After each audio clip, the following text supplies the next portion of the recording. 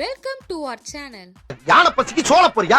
வணக்கம். இன்னைக்கு நம்ம என்ன ரெசிபி பார்க்க போறோம் அப்படின்னா டாக்கோஸ் வந்து எப்படி செய்யறதுன்னு தான் பார்க்க போறோம். பரங்கிக்காய்க்கு பதிலா நீங்க வெறும் உருளைக்கிழங்கு கூட ஸ்டஃப் பண்ணிக்கலாம். சரி வாங்க இப்போ இது எப்படி செய்யறதுன்னு பார்க்கலாம். இதுக்கு ஒரு கப் வந்து நான் மைதா மாவு வந்து எடுத்துருக்கேங்க. இது கூட 1/4 ஸ்பூன் வந்து உப்பு எடுத்துக்கிறேன். 1/4 ஸ்பூன் வந்து பேக்கிங் பவுடர் ஆட் பண்ணிக்கிறேன். இப்போ இது நல்லா தண்ணி ஊற்றி நல்லா மிக்ஸ் பண்ணிக்கலாம் சப்பாத்தி மாவு மாதிரி. இது வந்து 2 மெத்தட்ல பண்ணலாம். இதோட கிழங்கு ஏதாச்சும் நல்லா வேக வச்சு தோல் உரிச்சிட்டு நல்லா மசிச்சுட்டு இந்த மாவோட சேர்த்து மிக்ஸ் பண்ணிக்கலாம். அப்படியும் பண்ணலாம். நான் இன்னைக்கு அப்படி பண்ணாம பிளைனாக தான் பண்றேன். இது வந்து நல்லா மிக்ஸ் பண்ணியாச்சு. இப்போ இது ஒரு ஈரத்துணி போட்டு மூடி ஒரு 1/2 மணி நேரம் வந்து ஊற விட்டுருங்க. 1/2 மணி நேரத்துக்கு அப்புறம் நம்ம செய்ய ஸ்டார்ட் பண்ணலாம். இப்போ டாக்கோஸ்க்கு வந்து நான் வந்து உள்ள ஸ்டஃப் பண்றதுக்கு பரங்கிக்காவும் உருளைக்கிழங்கும் வந்து வேக வச்சு வச்சிருக்கேங்க. இதை வந்து நல்லா மசிச்சுக்கலாம். நீங்க பரங்கிக்காய் மட்டுமே கூட ஆட் பண்ணலாம்.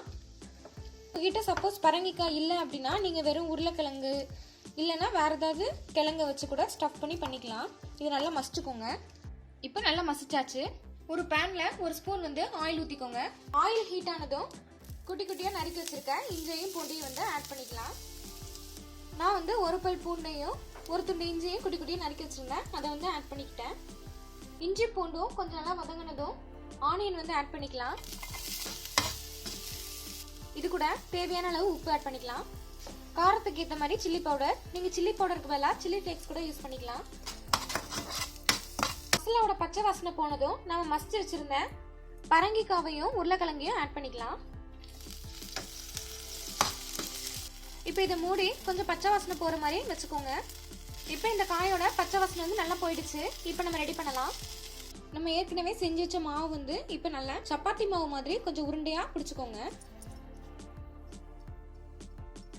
இது நல்லா தேய்ச்சி எடுத்துக்கோங்க. ரொம்ப வந்து தின்னா தேய்க்கணும்னு கிடையாது. கொஞ்சம் வந்து குண்டா இருக்கிற மாதிரி தேய்ச்சிக்கோங்க. கொஞ்சம் இந்த அளவு திக்கா இருக்கிற மாதிரி தேய்ச்சிக்கோங்க. ரொம்ப தின்னா தேய்க்கணும்னு அவசியம் கிடையாது. இப்போ இதை வந்து போட்டு எடுத்துக்கலாம். சப்பாத்தி மாதிரி நல்லா வேகணும்னு அவசியம் கிடையாதுங்க. சும்மா லேசாக வெந்தா போதும். இந்த அளவுக்கு வந்து கொஞ்சம் வெந்தாலே போதும். ரொம்ப வேக வேணாம். நம்ம சமோசா ஷீட்டுக்கு எடுக்கிற மாதிரியே போட்டு எடுத்துக்கோங்க. சப்பாத்தி மாதிரி வேக வச்சிடாதீங்க. இந்த மாதிரி மேலே வந்து பபிள்ஸாக வரும். இதுவே ஓகே தான். இப்போ இதை எடுத்துக்கலாம். உள்ள வந்து சில்லி சாஸ் வந்து அப்ளை பண்ணிக்கோங்க. உங்ககிட்ட சில்லி சாஸ் இல்லை அப்படின்னா நீங்க டொமேட்டோ சாஸ் இருந்தா நீங்க அதை கூட ஆட் பண்ணிக்கலாம்.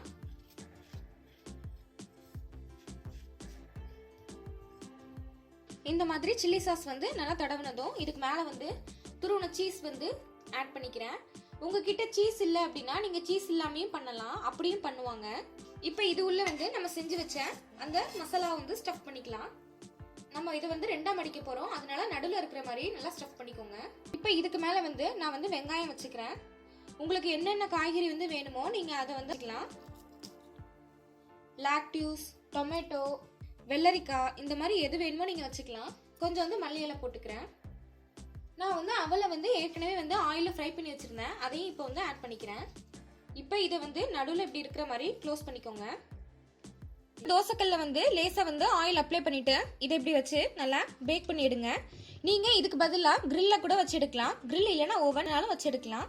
இப்போ இது ஒரு சரைக்கு கொஞ்சம் வெயிட் பண்ணுங்க. வெந்ததுக்கு அப்புறம் நம்ம திருப்பி போட்டுக்கலாம். இப்போ 2 பக்கமும் வந்துடுச்சு. இதை எடுத்துடலாம். இப்போ டாக்கோஸ் வந்து சூப்பரா ரெடி ஆயிடுச்சுங்க. இது நீங்களும் வீட்டில் ட்ரை பண்ணி பாருங்க. ரொம்பவே நல்லா இருக்கும். நன்றி. உங்களுக்கு இந்த வீடியோ பிடிச்சிருந்தா லைக் பண்ணுங்க, சப்ஸ்கிரைப் பண்ணுங்க, ஷேர் பண்ணுங்க. கீழே இருக்கிற பெல் ஐக்கானை மறக்காம கிளிக் பண்ணி நம்ம சேனல்ல வர வீடியோஸை உடனுக்குடன் பாருங்க.